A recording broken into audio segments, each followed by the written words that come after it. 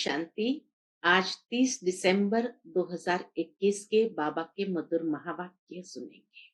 मीठे बच्चे, सच्चे बाप के साथ सच्चे बनो। अगर सच नहीं बतलाते हो तो पाप वृद्धि को पाते जाते हैं। आज की मुरली से प्रश्न है, जब तुम बच्चे कर्मातीत अवस्था के समीप पहुंचेंगे तो कौन सी अनुभूति करेंगे? उत्तर है, ऐसा अनुभव होगा जैसे माया के तूफान सब समाप्त हो गए हैं। किसी भी विघ्न में घबराएंगे नहीं। अवस्था बड़ी निडर रहेगी। जब तक वह अवस्था दूर है, अर्थात कर्मातीत अवस्था से दूर है, तब तक माया के तूफान बहुत हैरान करते हैं। बाबा कहते, मीठे बच्चे, जितना तुम रुस्तम बनते हो उतना माया भी रुस्तम होकर आती है, लेकिन तुम्हें विजय प्राप्त करनी है। डरना नहीं है। सच्चे बाप के साथ सच्चाई सफाई से चलते रहो। कभी कोई बात छिपानी नहीं। आज की मुरली से पहले गीत बजा है, जाग सजनिया जाग। ओम शांति। यहाँ वाले बच्चे तो यह गीत रोज सुनते हैं। सेंटर्स पर भी जो बीके रहते हैं वह सुनते हैं। बाहर वाले तो सुनते नहीं हैं। वास्तव में यह गीत तो अनन्य बच्चों के घर में सबको रखना चाहिए। जाग सजनिया जाग, अब नवयुग आया है, अब नया वर्ष आ रहा है, तो उसके हिसाब से बहुत सुंदर आज की बाबा की मुरली है। सबको जगाना चाहिए, क्योंकि इस गीत का राज बहुत अच्छा है। नया युग आ रहा है। नया युग अर्थात सतयुग। यह है कलयुग। कलयुग का विनाश होना है। सतयुग में राजधानी होती ही है भारतवासियों की। उनको गोल्डन एजेड वर्ल्ड कहा जाता है। गोल्डन एजेड वर्ल्ड में golden aged Bharat, iron aged दुनिया में आयरन एजेड भारत, यह भी तुम ही जानते हो। तो गोल्डन एज में और कोई खंड अथवा धर्म होता नहीं। अभी है आयरन एज, इसमें सब धर्म है। भारत का भी धर्म है जरूर, परंतु वह देवी देवता नहीं है। देवी देवता धर्म वहां नहीं है, तो फिर होना जरूर चाहिए। तो बाप कहते हैं, मैं आकर स्थापना करता हूं। पहले पहले बाप का परिचय देना है। शास्त्रों की जब कोई बात करे तो उनको कहना चाहिए, यह तो भक्ति मार्ग के शास्त्र है, ज्ञान मार्ग का शास्त्र होता नहीं। ज्ञान का सागर तो परमपिता परमात्मा को कहा जाता है। जब वह आकर ज्ञान देवे तब सदगति हो। यह गीता आदि भी भक्ति मार्ग के लिए है। मैं तो आकर तुम बच्चों को ज्ञान और योग सिखलाता हूं, फिर बाद में वह शास्त्र बनाते हैं। बाबा जो ज्ञान योग हमें सिखलाते हैं, फिर बाद में वह शास्त्र बनाते हैं, जो फिर भक्ति मार्ग में काम आते हैं। अभी तुम्हारी है चढ़ती कला, तुम्हें बाप आकर ज्ञान सुनाते हैं। बाप खुद कहते हैं, मैं जो तुमको सदगति के लिए ज्ञान देता हूं वह प्रायलोप हो जाता है। अभी बाप कहते हैं, तुम कोई भी शास्त्र आदि नहीं सुनो। वह रूहानी बाप तो सबका एक ही है। सदगति का वर्षा भी उनसे मिलता है। यह तो है ही दुर्गति धाम। सदगति धाम सतयुग को कहा जाता है। जब कोई भी शास्त्रों की, वेदों की अथवा गीता की बात करे, बोलो हम जानते सबको है। कोई गीता की, शास्त्र की, वेदों की बात करे, बोलो हम जानते सबको है, परंतु यह है भक्ति के। हम उनका नाम लेवे ही क्यों, जबकि अभी ज्ञान सागर परमपिता परमात्मा हमको पढ़ा रहे हैं। बाप कहते हैं अपने को आत्मा समझ मुझ बाप को याद करो, तो इस योग अग्नि से तुम्हारे विकर्म विनाश हो जाएंगे। भक्ति मार्ग में तो और ही विकर्म होते आए हैं। हमको बाप ने कहा है मन मना भव, वही ज्ञान का सागर पतित पावन है। पतित पावन कृष्ण को नहीं कहा जाता है। अभी हम एक बाप की ही सुनते हैं, उनको कहते हैं शिव परमात्माए नमः। बाकी सबको कहेंगे देवताए नमः। इस समय तो सब तमो प्रधान है। सतो प्रधान बनने का रास्ता एक बाप ही आकर के बतलाते हैं। अब उस एक बाप को ही याद करना है। जितना जितना बाप को याद करते जाएंगे, आत्मा सतो प्रधान बनती जाएंगी। ब्रह्म को याद नहीं करना है, वह तो घर है। घर को याद करने से विकर्म विनाश नहीं होंगे, परंतु घर में रहने वाले परम पिता परमात्मा को याद करो तो विकर्म विनाश हो जाए और आत्मा सतो प्रधान बन अपने घर चली जाएगी।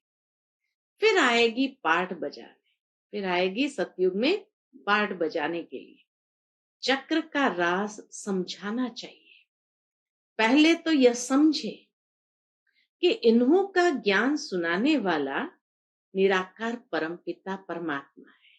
बाबा के पहले तो मनुष्य को इस बात को समझना होगा कि इन्हों को ज्ञान सुनाने वाला निराकार परमपिता परमात्मा है। कोई कहे तुम तो ब्रह्मा से सुनते हो, बोलो नहीं, हम मनुष्य से नहीं सुनते। इन द्वारा हमको परमपिता परमात्मा समझाते हैं। हम इनको यानी ब्रह्मा को परमात्मा नहीं मानते हैं। सबका बाप शिव ही है। वर्षा भी उनसे ही मिलता है। यह है थ्रू, ब्रह्मा है थ्रू, शिव बाबा ब्रह्मा थ्रू हमें वर्षा देते हैं। ब्रह्मा से कुछ मिलता नहीं है। उनकी महिमा क्या है? महिमा सारी एक शिव की है। वो अगर इसमें नहीं आता तो तुम कैसे आते? शिव बाबा ने ब्रह्मा द्वारा तुमको एडॉप्ट किया है। बाबा के उनको कहो कि अगर वो इसमें नहीं आते, शिव बाबा ब्रह्मा में नहीं आते, तो तुम यहाँ कैसे आते? ये ज्ञान भी नहीं होता, ये संस्था भी नहीं होती। तो इसीलिए उनको समझाओ, फिर तुम यहाँ कैसे आते? शिव बाबा ने ब्रह्मा द्वारा तुमको एडॉप्ट किया है, तब तुम बीके कहलाते हो। ब्राह्मण कुल चाहिए ना, कोई मनुष्य अथवा शास्त्र आदि मुक्ति जीवन मुक्ति का रास्ता बता न सके। निराकार परमपिता परमात्मा सदगति दाता ही रास्ता बताते हैं। बहुत बात नहीं करनी चाहिए, फट से कहना चाहिए हमने जन्म जन्मांतर भक्ति की है। अब हमको बाप कहते हैं ये अंतिम जन्म गृहस्थ व्यवहार में रहते कमल फूल समान पवित्र रहो और मुझे याद करो, तो तुम्हारे इस अंतिम जन्म में अथवा पास्ट जन्मों के जो पाप है वह भस्म हो जाएंगे और तुम अपने घर चले जाएंगे। पवित्र होने बिना तो कोई जा नहीं सकते। पवित्र होने बिना कोई उस घर में जा नहीं सकते हैं।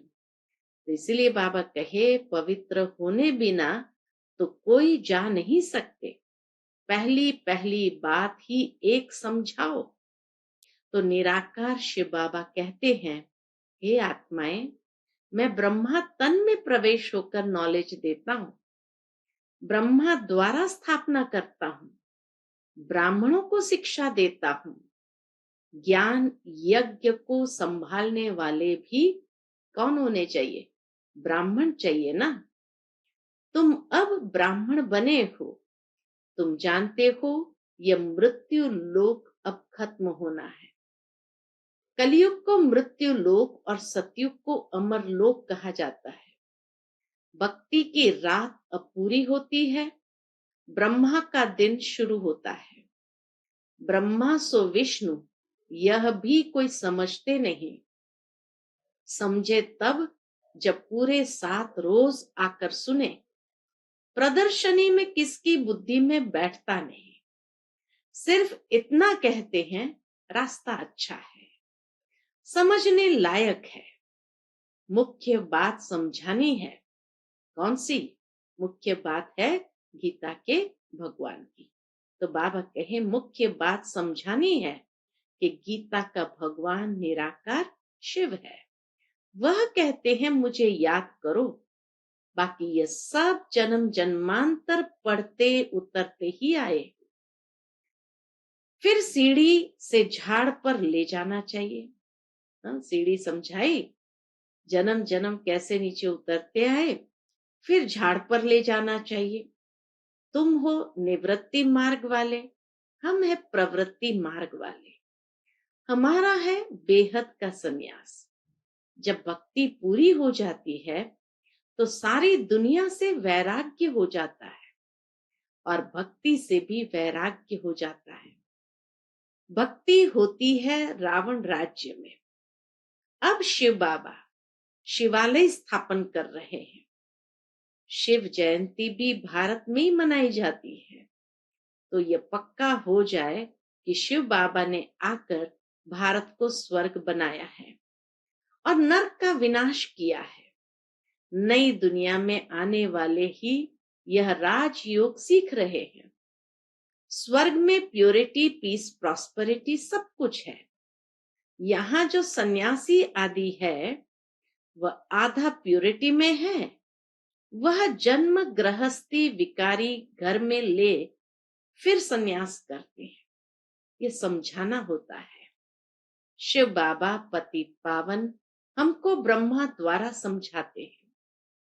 ब्रह्मा द्वारा राजयोग सिखलाकर यह बना रहे हैं। राजयोग द्वारा ही राजाई स्थापन हो रही है। यह गीता एपिसोड अब रिपीट हो रहा है। तुमको भी राजयोग सीखना हो तो आकर सीखो। यह ज्ञान प्रवृत्ति मार्ग का है। भगवान उवाच, गृहस्थ व्यवहार में रहते पवित्र बन मुझे याद करो। तो क्या होगा? विकर्म विनाश हो और कोई उपाय ही नहीं है। पावन बनने का थोड़ी बात करनी चाहिए, मूंझना नहीं चाहिए। बाबा ने समझाया है, रात को बैठ विचार करो। आज के सारे दिन में जो पास्ट हुआ, जो सर्विस होनी थी, ड्रामा प्लान अनुसार हुआ। पुरुषार्थ तो चलना है ना। प्रदर्शनी में बच्चे कितनी मेहनत करते हैं, यह भी जानते हो। माया के तूफान बहुत कड़े हैं। कई बच्चे कहते हैं, क्या कहते हैं? बाबा इनको बंद करो। किसको बंद करो? माया को बंद करो। कई बच्चे कहते हैं, बाबा इनको बंद करो, हमको कोई विकल्प न आए। बाबा कहते हैं, इसमें डरते क्यों हो? हम तो माया को कहेंगे और जोर से तूफान लाओ। बाबा क्या कहते हैं? बच्चों को नीडर, मजबूत बनाने के लिए बाबा कहते, हम तो माया को कहेंगे और जोर से तूफान लाओ। बॉक्सिंग में एक दो को कहते हैं क्या कि हमको जोर से उल्टा सुल्टा नहीं लगाना जो हम गिर पड़े। तुम भी युद्ध के मैदान में हो ना। बाप को भूलेंगे तो माया थप्पड़ लगाएगी। माया के तूफान तो अंत तक आते रहेंगे। जब कर्मातीत अवस्था होगी तब यह खलास होंगे।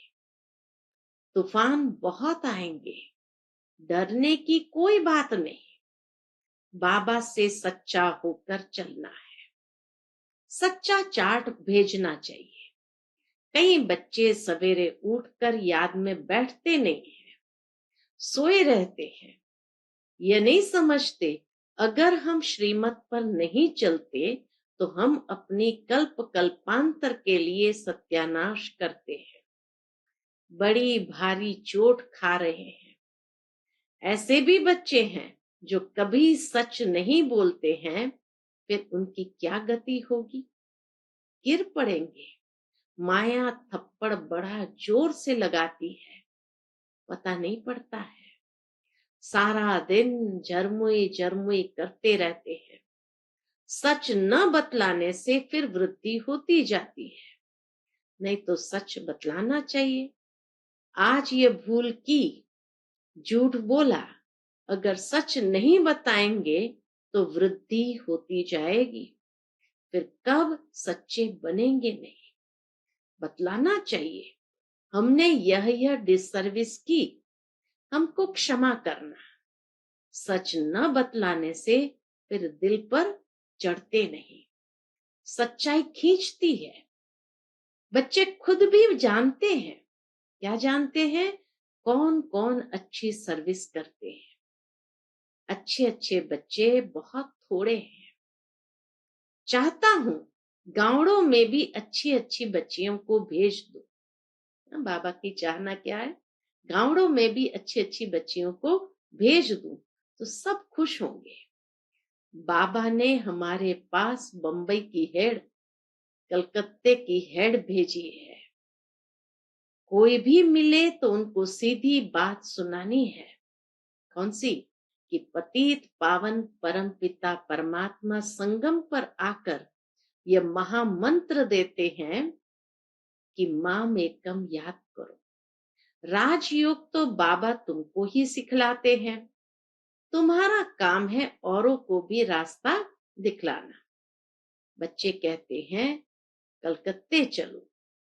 अब बाबा बच्चों के बिना कोई से बात कर न सके, फिर कहेंगे यह तो कोई से मिलते नहीं है। हम कैसे समझे ये कौन है? क्योंकि उन्हों की तो है भक्ति की बातें। आत्माओं का बाप कौन है, यह तो कोई बता ही नहीं सकते। शिव बाबा तो आते ही भारत में है। ऐसी ऐसी बातें समझाने में घंटा लग जाए। बाबा तो कोई से मिलता नहीं। बच्चों को ही माथा मारना है। उन सबके साथ तो बाबा कहे बच्चों को ही माथा मारना है। यहाँ भी देखो बच्चों के साथ कितनी मेहनत करनी पड़ती है सुधारने के लिए।